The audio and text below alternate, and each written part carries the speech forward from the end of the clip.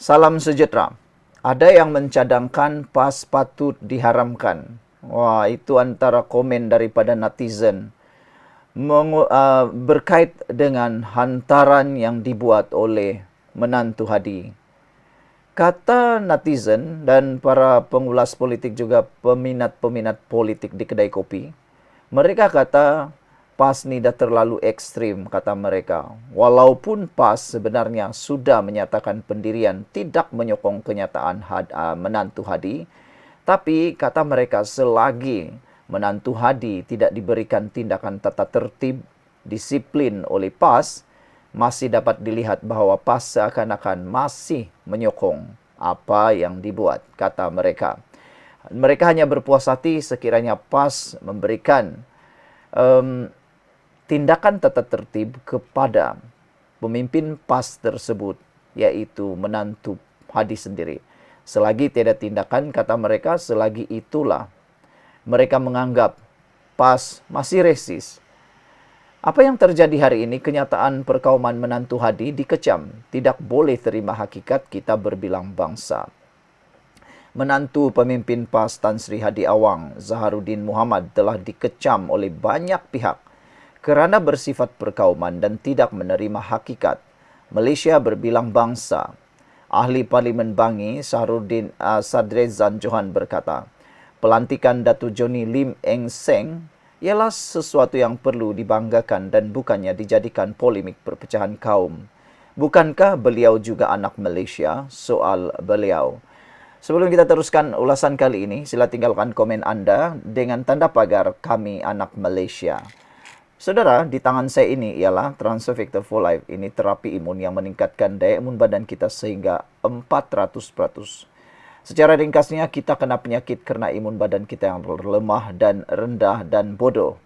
Dengan peningkatan daya imun badan kita sehingga 400% dan mendidik imun badan kita menjadi bijaksana, kita boleh sembuh daripada semua jenis penyakit dengan peningkatan daya imun tubuh badan. Imun tubuh badan kita lah yang menyerang, melawan penyakit daripada dalam tubuh badan kita.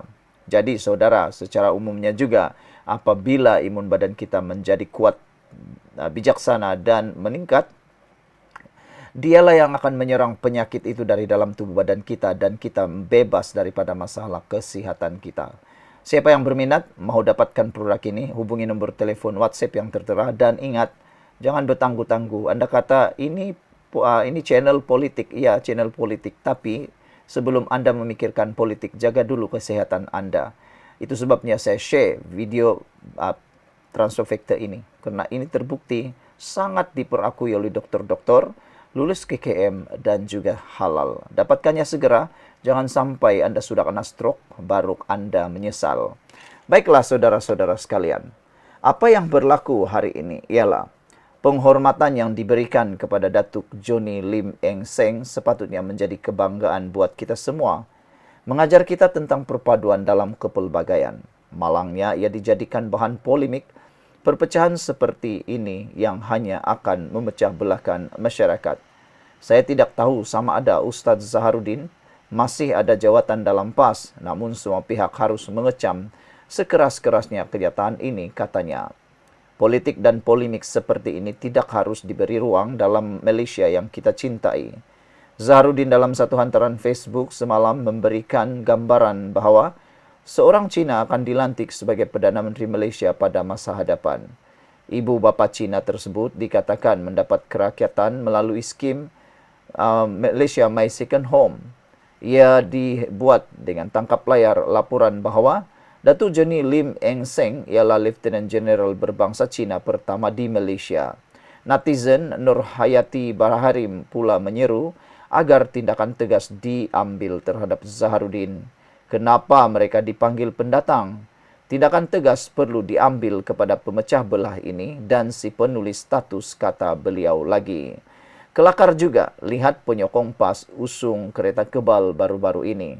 Sebelum kita berpisah, jangan lupa sila tinggalkan komen anda dengan butang tanda pagar kami anak Malaysia, kami benci resis. Kalau anda benar-benar benci resis dan anda merasakan Malaysia ini milik semua kaum, tulis kami anak Malaysia, tulis dengan tanda pagar kami anti-resis. Sekian dulu untuk kali ini. Jangan lupa tinggalkan komen Anda. Salam sejahtera. Terima kasih karena bersama dengan saya di Nazilin Unity Channel. Kemarin heboh di media sosial berkait dengan menantu Hadi Awang yang didakwa oleh netizen sebagai terlalu resis, ekstrim resis, dan ada juga yang mengatakan seakan-akan menghina pelantikan, mempersenda pelantikan Jeneral Angkatan Tentera Malaysia. Hari ini sekali lagi beliau kena serang habis-habisan.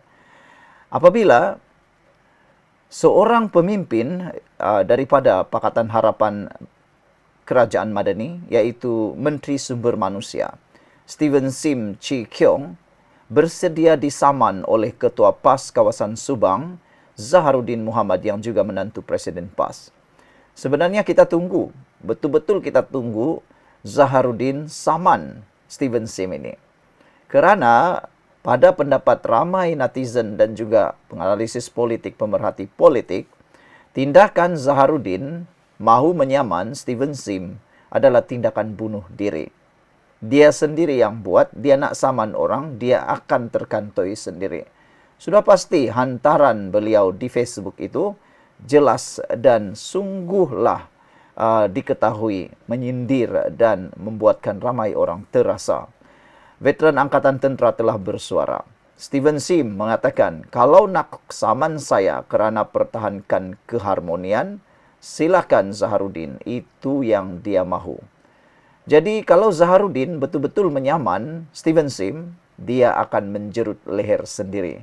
Sekarang ini, apa lagi yang dia nak? Dia seakan-akan cuba putar-putar, putar sini, putar sana, seakan-akan dia tak salah pula.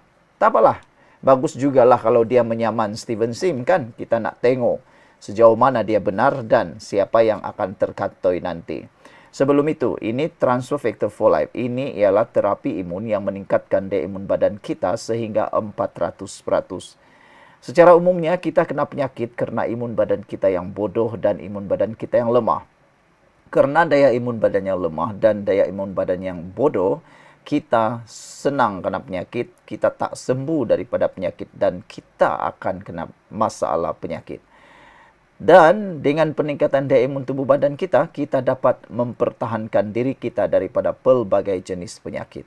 Jadi, lebih baik mencegah daripada mengubati. Bagi mereka yang ingin mendapatkan produk yang hebat ini, hubungi nombor telefon yang tertera. Transfer Factor for Life, terapi imun yang membantu meningkatkan daya imun badan kita dari dalam. Dengan peningkatan daya imun badan dan menjadi bijaksana, menyerang penyakit daripada dalam. Jadi, dapatkannya. Produk ini lulus KKM, halal dan diperakui oleh seluruh doktor di seluruh dunia. Sila dapatkannya melalui nombor telefon yang tertera. Baiklah saudara-saudara sekalian. Menteri Sumber Manusia Steven Sim bersedia disaman oleh Zaharuddin, menantu Presiden PAS. Kata beliau, saya tidak akan berganjak dari melawan pemimpin PAS itu yang bersikap perkauman, resis dan menghina prajurit kita, katanya. Kalau kerana mempertahankan keharmonian masyarakat pelbagai kaum di Malaysia dan martabat ATM, maka saya mahu disaman oleh pemimpin PAS itu. Saya bersedia, katanya. Saya tunggu surat saman daripada peguamnya, kata Sim yang juga pengerusi DAP Pulau Pinang. Zaharuddin di dalam satu hantaran Facebook menyatakan bahawa dia akan berbincang dengan peguam berkenan peluang untuk menyaman Sim. Zaharuddin sebelum ini telah menulis satu hantaran di mana beliau memberikan andaian bahawa Malaysia mungkin akan mempunyai Perdana Menteri berketurunan Cina pada tahun 2058 yang merupakan anak kepada peserta Malaysia My Second Home. Turut disertakan gambar laporan Lieutenant General Johnny Lim, iaitu anggota tentera berpangkat tinggi paling tinggi dalam kalangan masyarakat Cina yang pertama di Malaysia. Sim menambah bahawa Zaharuddin yang menghasut dan PAS sendiri telah mengakuinya. Beliau sendiri yang menghasut sentimen perkauman dengan memperalat gambar pelantikan Lieutenant General Angkatan Tentera Malaysia berbangsa Cina. Malah parti beliau sendiri turut mengakui ahlinya bertindak sedemikian dalam kenyataan media mereka. Saya hanya bersuara melawan tindakan perkauman tersebut dan mempertahankan Angkatan Tentera Malaysia. Dalam perkembangan berkaitan, Setiausaha Agung PAS Datuk Seri Taqiyuddin Hasan menyatakan tulisan Zaharuddin tidak mewakili partinya. Sekian dulu untuk kali ini. Jangan lupa tinggalkan komen Anda. Salam sejahtera. Terima kasih kerana bersama dengan saya di Nazilin Unity Channel. Seterusnya, ini rupanya keputusan Muktamad Anwar Ibrahim berkaitan dengan pembebasan Syed Saddiq Syed Abdul Rahman di mahkamah. Anwar membalas dakwaan, membalas sindiran, bahkan kecaman daripada pihak pembangkang. Anwar sapu, gosok habis. Ini apabila ada suara-suara yang tak suka Syed Saddiq Syed Abdul Rahman dibebaskan. Macam itulah pembangkang. Kalau dia yang dapat, dia suka. Kalau orang yang tak dapat, dia kata tak adil. Tapi kalau dia yang dapat, katanya adil. Macam itulah. Padahal mahkamah yang lepaskan, bukan orang biasa. Ada yang cuba kaitkan dengan Anwar. Ini jawapan Anwar Ibrahim. Kata Anwar, Anda mahu saya jadi diktator untuk arahkan hakim? Itulah yang tidak patut berlaku di Malaysia. Sekarang ini Anwar Ibrahim kelihatan benar-benar tidak campur tangan dalam semua kes yang ada di mahkamah. Inilah yang sepatutnya berlaku. Bukan seperti dulu. Macam itulah kan. Yang didakwa ada campur tangan dan macam-macam lah. Walau bagaimanapun, Anwar Ibrahim membidas pihak yang seolah-olah meminta dia campur tangan dalam keputusan yang dibuat oleh Badan Kehakiman, terutamanya apabila individu berprofil tinggi dilepas tanpa dibebaskan oleh mahkamah. Contohnya, seorang pemimpin dilepas tanpa dibebaskan di NAA. Perdana Menteri kena marah oleh satu kumpulan. Minggu depan, seorang lagi dapat di NAA, Perdana Menteri juga kena marah. Tetapi kumpulan ini bercakap tentang kebebasan kehakiman. Jadi, apa percanggahan di situ? Apa yang Anda mahukan? Anda mahu saya menjadi diktator dan mengarahkan hakim, membuat penghakiman berdasarkan pandangan peribadi Anda? Itu soalan Anwar Ibrahim yang semua orang patut tahu. Sebelum itu, saya nak perkenalkan kepada anda semua, ini terapi imun transfer factor for life. Produk ini ataupun terapi imun ini meningkatkan daya imun badan kita sehingga 400%. Secara umumnya, kita kena penyakit dan kita tak sembuh daripada penyakit kerana daya imun badan kita yang lemah dan rendah. Imun badan kita yang bodoh juga menyebabkan badan kita diserang sendiri oleh imun badan. Tetapi dengan transfer factor for life, ia meningkatkan daya imun badan kita 400%, mendidik imun badan kita seimbang dan stabil, lalu menyembuhkan kita daripada penyakit melalui peningkatan daya imun badan. Imun badan kita lah yang menyerang, yang menyembuhkan penyakit yang ada dalam tubuh badan kita. Ingat, ini bukan ubat.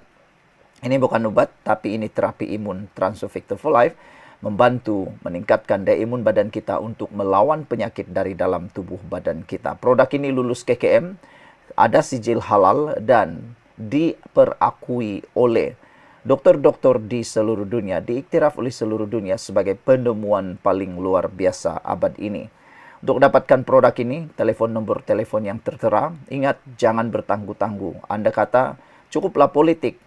Politik tak boleh jaga kesihatan anda, saudara. Kita boleh cerita politik, tapi kesihatan nomor satu. Saudara-saudara sekalian, tentang perkara ini, Anwar juga kata memang ada sesetengah keputusan saya tidak bersetuju. Tetapi itulah kebebasan kehakiman. Eksekutif ada kuasanya. Tetapi ia juga ada batasan tertentu berdasarkan pengasingan kuasa. Lapor Astro Awani yang memetik kenyataan Perdana Menteri itu hari ini. Anwar berkata demikian sewaktu berucap menutup ASEAN Symposium 2025 bertemakan Anchoring ASEAN Future in Shared Wisdom, Empowering Communities for an Inclusive and Sustainable Civilization di Ibu Negara. Untuk rekod, di bawah perkara 145, Perlembagaan Persekutuan, Peguam Negara mempunyai kuasa untuk memulakan, mengendalikan atau memberhentikan prosiding jenayah. Sekiranya Peguam Negara memutuskan untuk memberhentikan sesuatu kes, walaupun ia sudah berada dalam perbicaraan, mahkamah tiada pilihan selain menghentikan prosiding tersebut. Pada masa ini, Jabatan Peguam Negara berada di bawah Jabatan Perdana Menteri. Pada 20 Jun lalu, Mahkamah Tinggi Kuala Lumpur melepas tanpa membebaskan Bekas Perdana Menteri Najib Razak atas 3 pertuduhan penggubahan wang haram melibatkan 20 juta ringgit daripada SRC Internasional. Hakim K. Muniandi membuat keputusan ini kerana kes terhadap Najib telah tergantung sejak 2019 tanpa seorang pun saksi dipanggil. Sebaliknya, kes tersebut sering ditangguhkan menunjukkan pihak pendakwaan belum bersedia untuk meneruskan perbicaraan. Sehari selepas itu, Jabatan Peguam Negara menyatakan bahawa pihaknya tiada pilihan selain menunggu perbicaraan 1MDB dan kes SRC Internasional pertama selesai sebelum boleh menggunakan dokumen bertindih yang diperlukan dalam kes kedua membabitkan SRC. Pada September 2023, Timbalan Perdana Menteri Ahmad Zahid Hamidi turut dilepas tanpa dibebaskan dalam kes rasuah membabitkan jutaan ringgit daripada Yayasan Akal Budi. Keputusan itu dibuat walaupun perbicaraan sudah memasuki peringkat pembelaan selepas pihak pendakwaan meminta lebih masa untuk melengkapkan siasatan. Sementara itu, Anwar juga menyatakan kehairanan mengenai sikap segelintir golongan elit dan berpendidikan tinggi yang sering melaungkan keperluan untuk reformasi segera tetapi pada masa sama tidak berpendirian tetap tentang keperluan memerangi rasuah. Saya juga melihat ketidakseragaman apabila menyentuh soal anti rasuah yang mereka ini hanya tujukan kepada seorang pemimpin sahaja, tetapi bukan yang terdahulu yang menyeleweng sehingga berbilion ringgit.